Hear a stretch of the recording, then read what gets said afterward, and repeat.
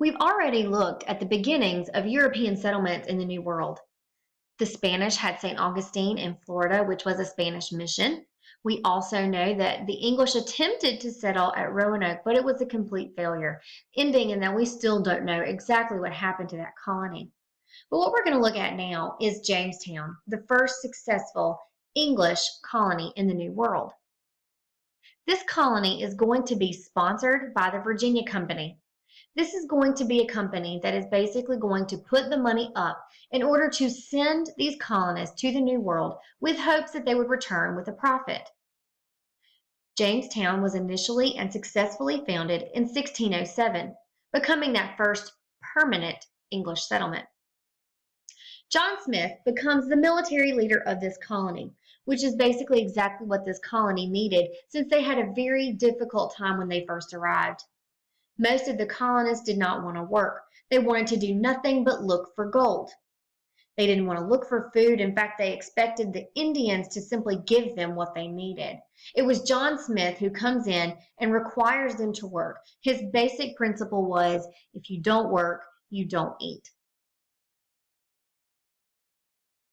The Powhatan or Powhatan, I've heard it said both ways, were the Native Americans who lived in that region. Their leader was under the same name. He went by the same name, Powhatan or Powhatan.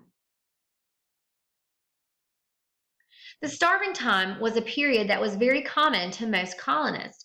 Most colonies, once the colonists first arrived, had that first winter that was extremely difficult, where most, if not all of them, were almost wiped out because they simply were not prepared.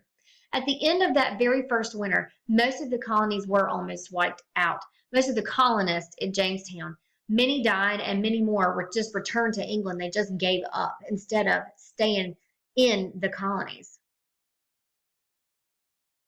But they continued to send more colonists over time. Jamestown is going to be where the very first democratic government was founded, called the House of Burgesses. This becomes our first elected representative government. This is going to begin to lay the foundations for what will become our representative democracy in the United States. So again, a representative government was the House of Burgesses and is a form of a democratic government. We've already talked about the Columbian Exchange, and we already know that while tobacco was already in North America, it was not in Europe at the time. So when the explorers first bring this back to Europe, Europeans are crazy over it, and there is a huge demand for it. So this actually becomes a great source of wealth. And you see here in this chart to the left here that they begin exporting thousands of pounds of tobacco to the colonies. So this is going to be really a great source of wealth for that area, and again lays a trend, begins a trend of what this region will do to make a living. John Rolfe was really the mastermind behind the whole idea of producing tobacco as a cash crop. And while we all know the very famous story about Pocahontas, we're going to find out that it might be a little different than what we actually learned about in our Disney movies. So we'll talk more about that shortly. They're going to be responsible for using something called the headright system. There were many Europeans or Englishmen who wanted to have land and wanted to be able to make money from the New World, but weren't sure they wanted to go themselves just yet. The colonies were also trying to attract new colonists to the area. So they offered 50 acres to every new colonist.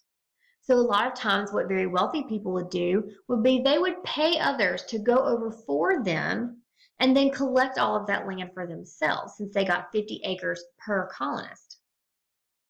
They were also in need of people to work the land. Remember, farming is a very hard job, and we'll talk more about that as we go on in this class, but they needed someone to work. And at first they relied on indentured servants. Indentured servants were people who could not afford to pay their passage. So what they did, so they couldn't afford to get from England to the New World or to North America. So what they did was they sold themselves into servanthood for 7 years, meaning that once they arrived, so a wealthy Englishman would pay their way to get to North America. Once they arrived in North America, they would be that person's servant for 7 years.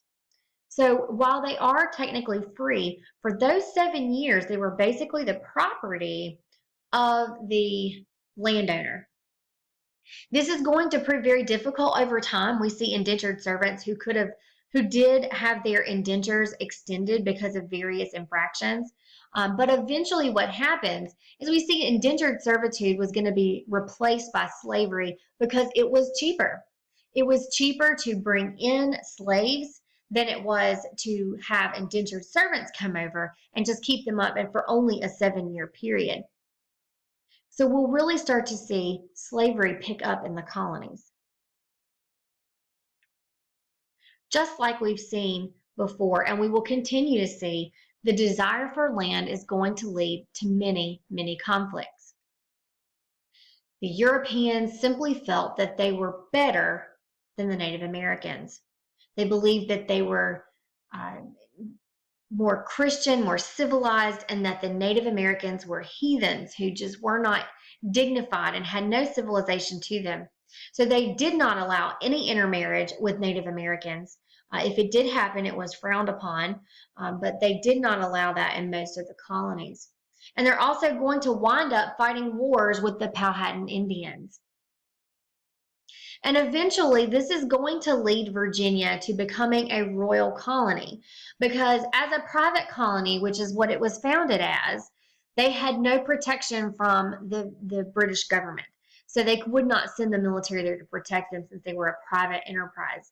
But once it becomes a royal colony, the King's Army, so the British Army, could protect those settlers who were in that area. There were many Indian disputes on the frontier.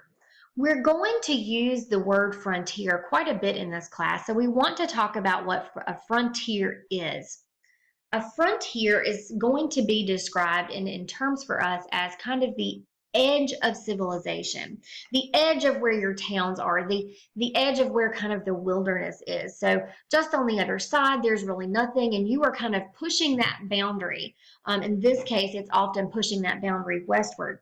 So what happens is we have settlers who are continuing to go further and further west looking for more free or very cheap land. And they're just claiming it and taking it from the Indians. So what these settlers in this area were doing, they were going out and attacking these Native Americans and provoking them. And the Native Americans are going to be leading their very own raids against these settlers. And we're not talking about just going and trying to run the Native Americans off. We're talking about brutal, brutal attacks on the Native Americans.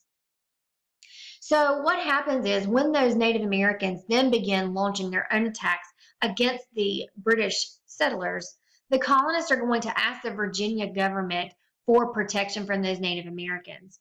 And instead of sending in the military to protect them or to wipe out the Native Americans, the government tells the settlers to stop attacking the Indians and to stop leading those raids against those Native American settlements. This is going to infuriate the settlers. A man by the name of Nathaniel Bacon is going to lead these group of frontier colonists in a rebellion against the Virginia government. He gets so much support from these frontiersmen that once he begins to head towards the capital of Virginia, he actually runs the governor. The governor has to flee out of town onto a ship in the harbor. So really, for a little while, they were really picking up some steam. Eventually, this rebellion, this is called Bacon's Rebellion, is eventually put down pretty quickly. And some of these guys are put on trial. But what's also important about this is that this shows very early that we are already seeing discontent with the leadership that was appointed from Great Britain. So remember, your governor is going to be a royal governor who answers directly to the king. The settlers believed that the governor and that those officials here in the colonies should be more concerned with their own interest as opposed to necessarily those in Europe or in England. So what you're going to see here is we're starting to see these very early signs that the settlers aren't happy with their government. And these feelings will only grow over time and become worse as the colonists continue to push westward and continue to have more problems with not only Native Americans, but eventually other European settlers as well.